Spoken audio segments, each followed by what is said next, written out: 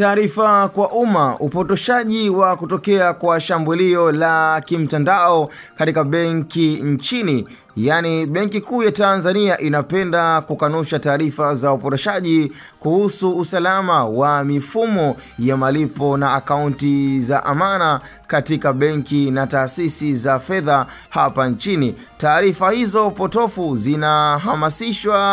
zinahamasisha wateja wenye amana kwenye benki za biashara kuondoa fedha zao kwa maelezo kuwa mfumo ya benki itashambuliwa na wahalifu wa kimtandao, hivyo kusababisha upotofu wa fedha za wateja na kutopatikana kwa huduma za kibenki.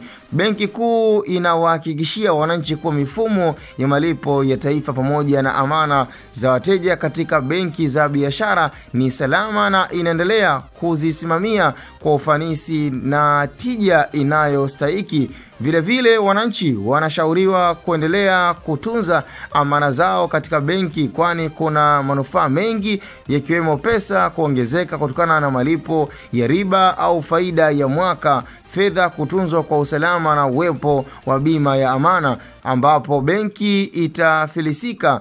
Aidha, amana za wateja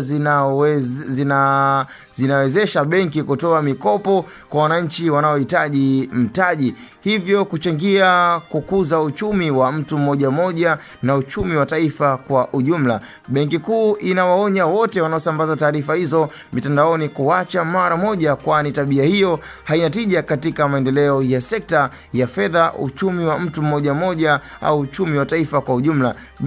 Benki Kuu kwa kushirikiana na vyombo vya sheria itachukua hatua kali za kisheria dhidi ya mtu yeyote atakayeendelea kueneza taarifa hizo za upotoshaji.